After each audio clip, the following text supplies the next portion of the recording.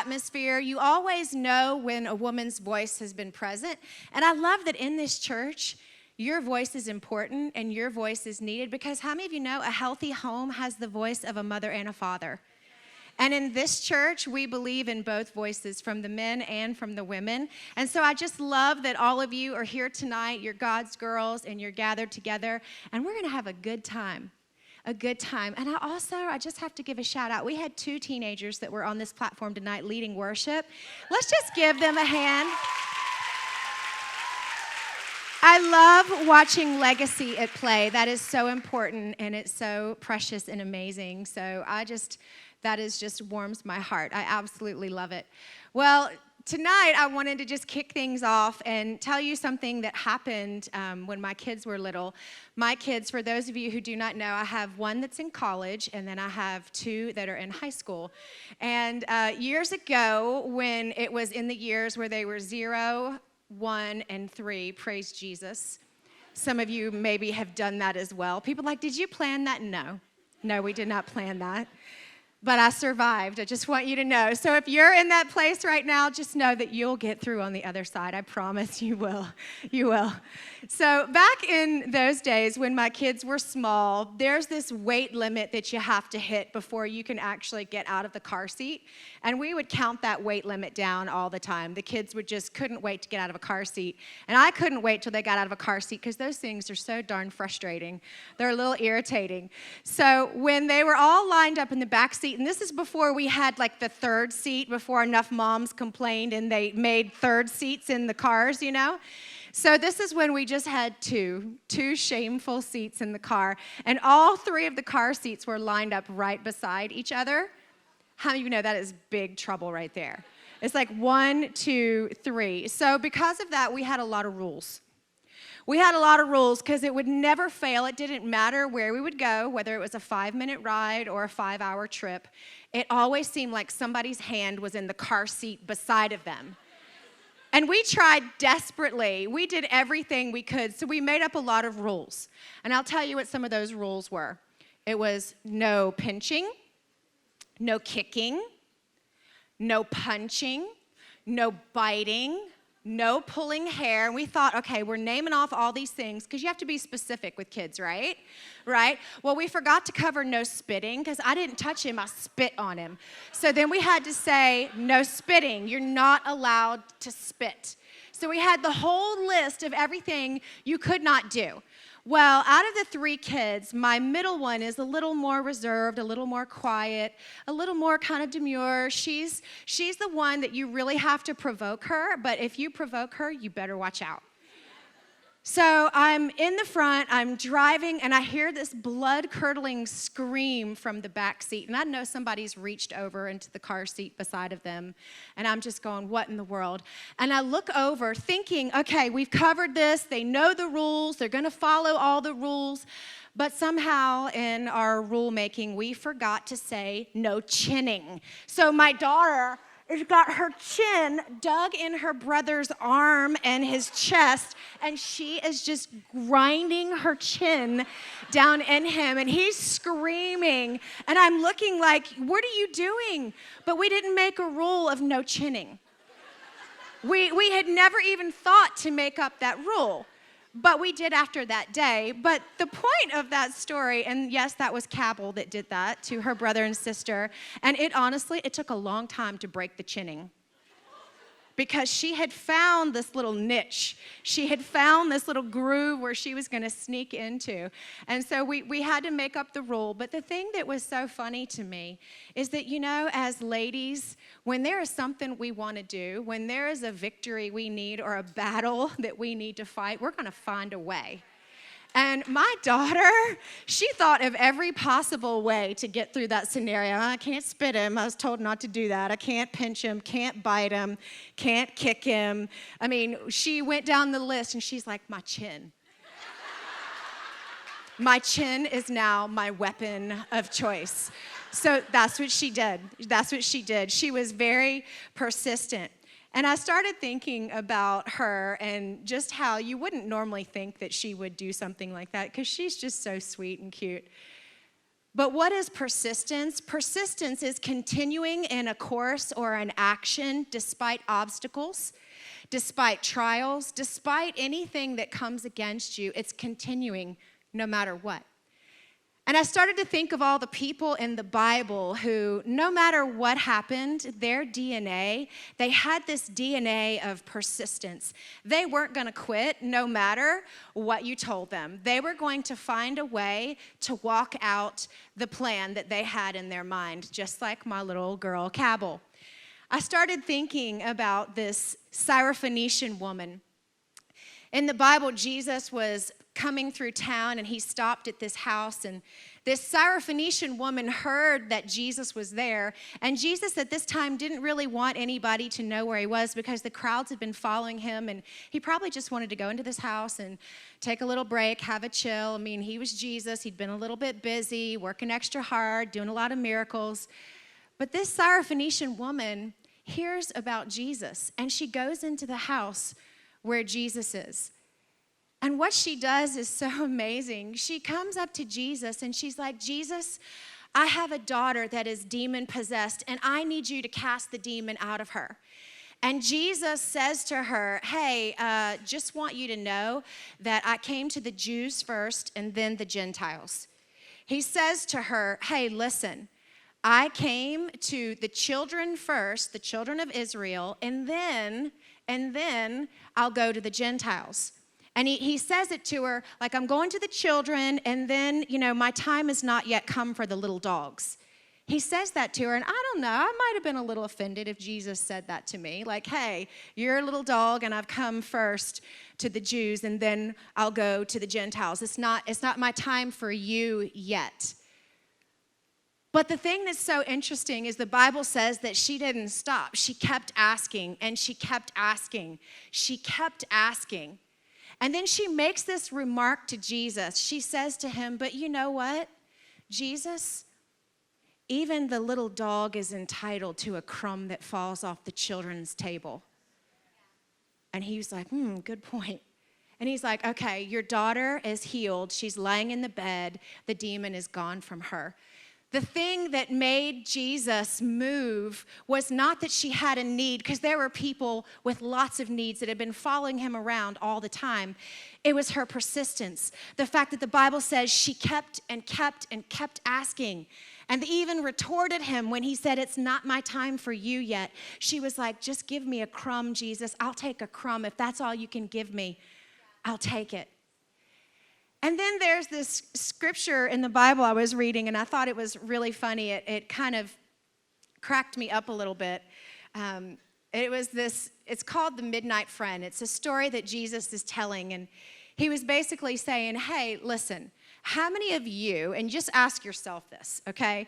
How many of you, if a friend came over to your house at midnight and said, hey, I just want you to know I've got some people passing through town and I need 3 loaves of bread, what would you tell them? Jesus said, I know exactly what you would tell them. You would say, no, I'm in bed, the kids are in bed, it's midnight, I'm not giving you any bread. Forget it. And then Jesus says, but if they kept knocking and they kept knocking and they kept knocking, you know what you would do? You would get up out of the bed and you would go give them 3 loaves of bread and anything else they wanted, not because they were your friend, but because you just got tired of listening to them, because they were so persistent, they demanded your attention. And that got me thinking. I thought, man, what if we did that in our lives? What if we were so persistent than what it was we were believing for, we'd been praying for? We got God's attention. We got others' attention. And people just said, you know what, I'm going to pray with you. I'm going to be there. You've got my attention. You've got my support. Because you didn't stop. Because you kept believing. You kept pushing through no matter what. And this next story, I don't want to just tell you. I want to read it to you because I thought it was kind of funny, because I see some of us in here sometimes. This is about a widow who was very persistent. And Luke chapter 18 and verse 1, and I'm going to read it. It says that Jesus was speaking a parable to them, and he said, listen, men always ought to pray and not lose heart. You always ought to pray and not lose heart.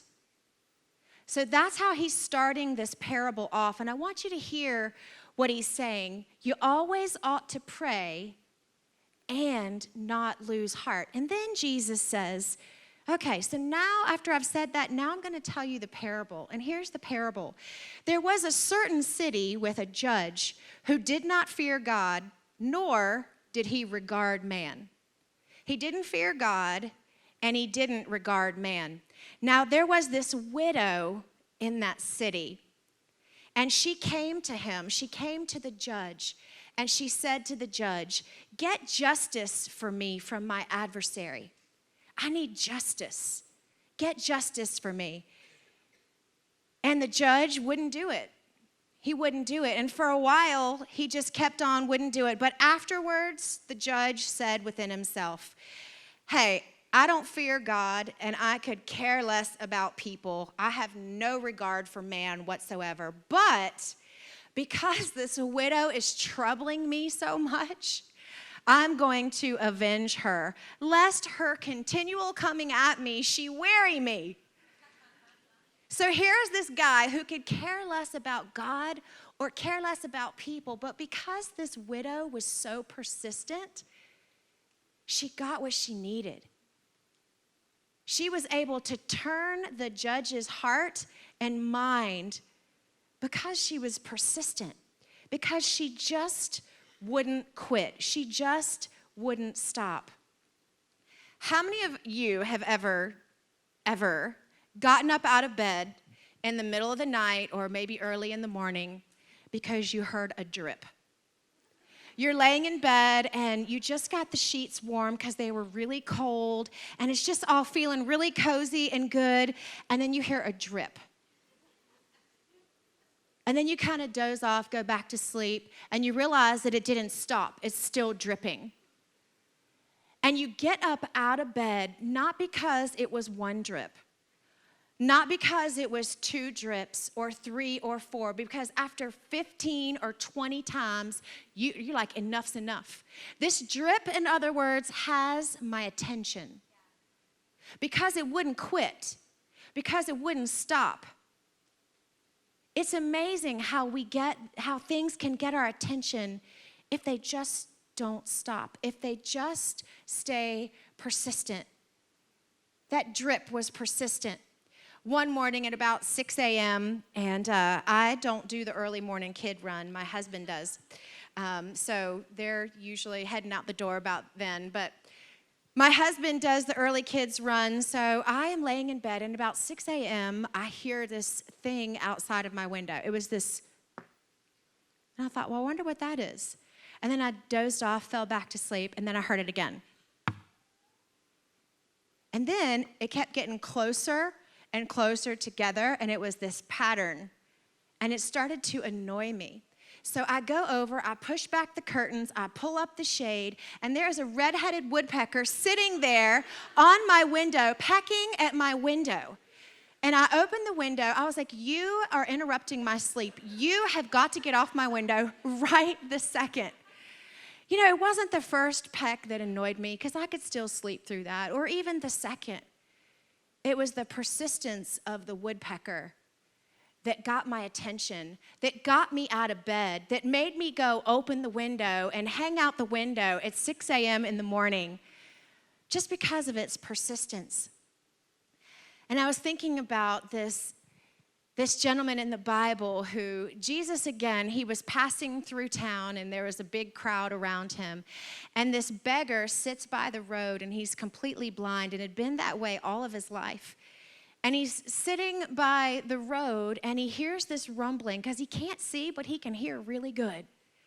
And he says to everybody around him, "What is that? I hear something. What's going on?" And everyone says to him, "Jesus is coming through town. He's on his way. He's coming right now." And so here this blind man sitting by the road screams out, "Son of David, have mercy on me." He screams it out. And they're like, "Dude, you need to chill with that.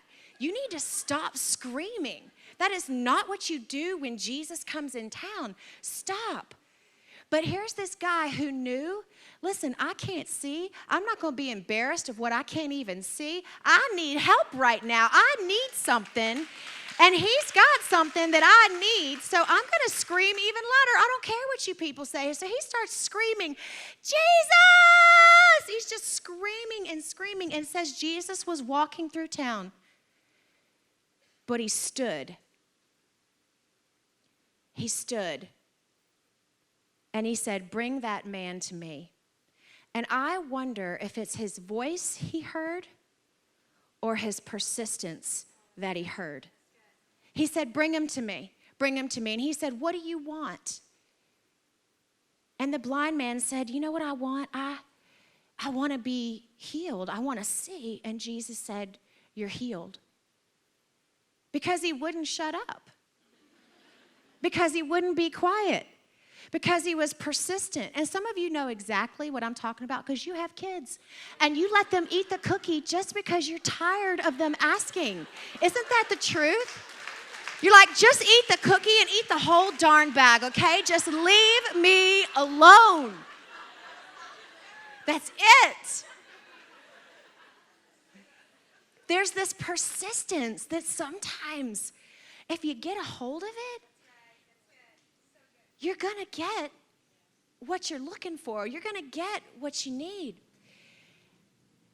The last example, the last person I want to talk about is this woman that my husband talked about just a week or so ago. And it's the woman who had the flow of blood, or as I like to say in a room full of women, she had a menstrual cycle that would not quit. I mean, could you imagine after like 3 days, you are ready to scratch somebody's eyes out? Could you imagine after 12 years of this woman continually? I'm sorry. You look at me wrong, I'll cut you, okay? I will cut you. And here this woman, 12 years, she has been bleeding. 12 long years. She has done everything she can to try to get whole and to try to get healing. She went to every doctor she could possibly find.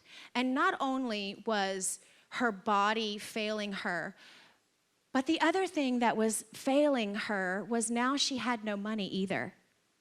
She didn't have anything left.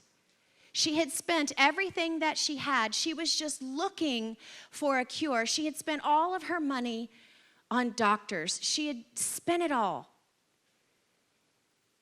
And I can tell you that just knowing the condition that she had, you know she was probably incredibly weak. Losing all that blood for all that length of time, for 12 years. Probably anemic, low iron, very, very tired. But what she did was so amazing. She heard that Jesus was coming through town. And how many of you would probably, after 12 years of believing God for something, you might have said, I don't know, he's probably forgotten about me. How many of you after a week, a month, a year, we've lost our fight, we've lost our drive, and here we are looking at this woman for 12 years. She has been believing God for something that she hasn't gotten. And she does something that's so unorthodox, that's actually completely against the law. You see, when you were in the condition that she was, you weren't allowed to leave the house. So you know her friendships had suffered. With the flow of blood that she had, her marriage relationship was bound to have suffered if she was married. Everything in her life, in her world, was suffering. But what she didn't do is go, well, I guess this is just my lot in life.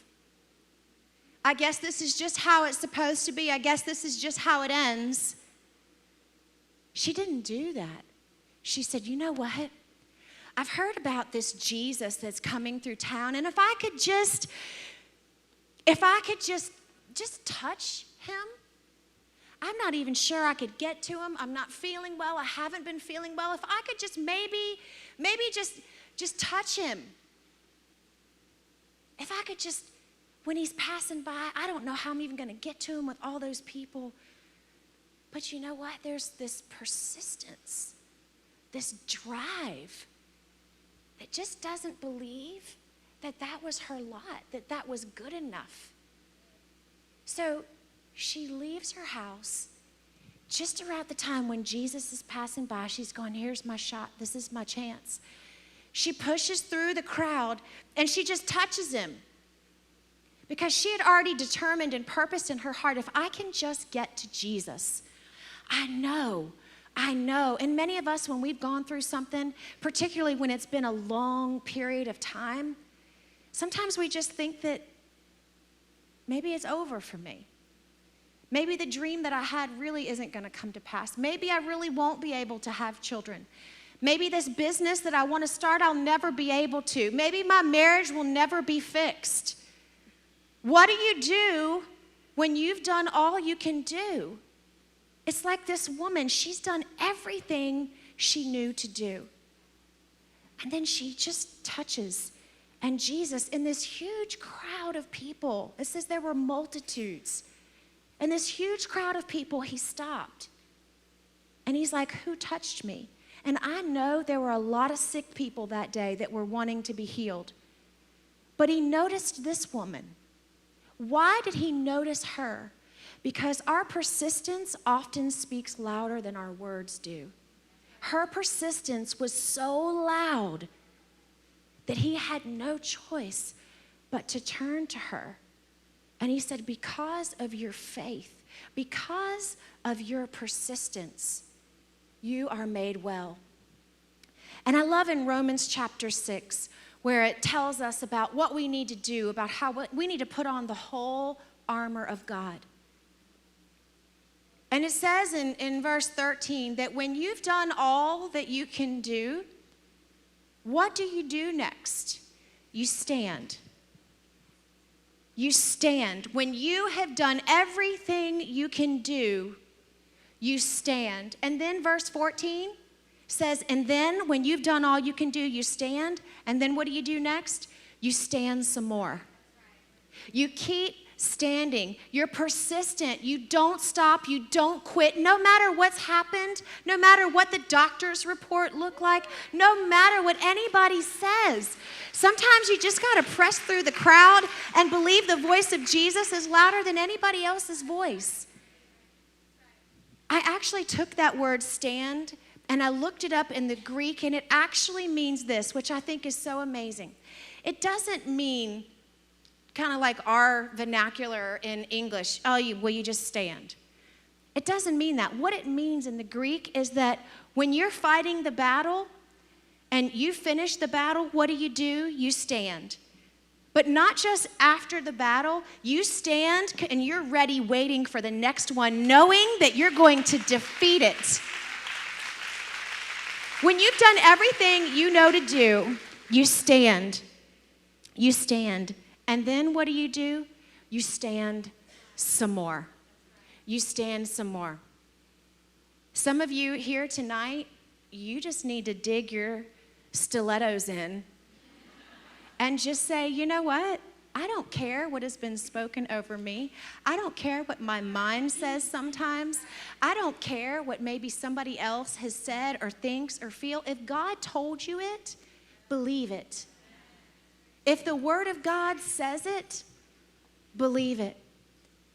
What I have learned and what I know and I understand is you may not think you have much left, but what I do know is I know this. It only takes one match to start an explosion. All you got to have is just one match left. And some of you feel like tonight, that's all I got left is one match, but that's okay. You can still start an explosion with just one match. And you know what else I think? Do you know what else I think tonight? I think there are a lot of ladies in this room who still have a lot of fight left in them.